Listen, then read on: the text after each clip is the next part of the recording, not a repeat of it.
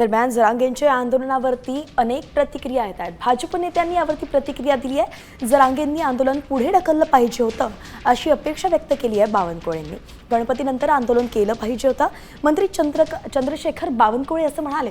तर अंतर्वालीत गोळ्या घातल्या तेव्हाही गणपती होते। जरांगेंनी बावनकुळेंवरती हा पलटवार केलाय।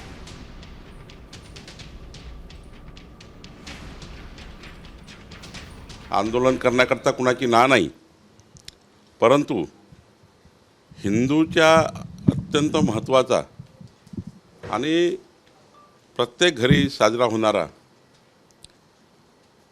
दीपावलीसारखा सण हा गणेशोत्सव आहे। आणि अशा सणामध्ये मुंबईमध्ये तर प्रत्येक घरोघरी प्रत्येक चौकाचौकात हा सण साजरा होतो। अशावेळी मुंबईची कायदा व्यवस्था बिघडू नये म्हणून, राज्याची कायदा व्यवस्था बिघडू नये म्हणून 4 दिवस आंदोलन उशिरा करता आलं असतं, एवढंच सरकारचं म्हणणं होतं। आम्ही काय अडथळा करायला काय आमच्या हातात बंदूक आहेत काय? आम्हाला कारण ते सांगायचे। आणि तवा अडथळा आणला तवा अंतरवलीत नव्हता गणपती बसलेला, तवा नव्हता गणपती। तवा तो म्हणायला दिसलं का की बाबा हिंदूचा सण आहे, सणात कशाला लाठीचार्ज करायचा, कशाला आहे बहिणीचे डोके फोडायचे? आता आम्हाला शिकवायला मुंबईला चाललेलं।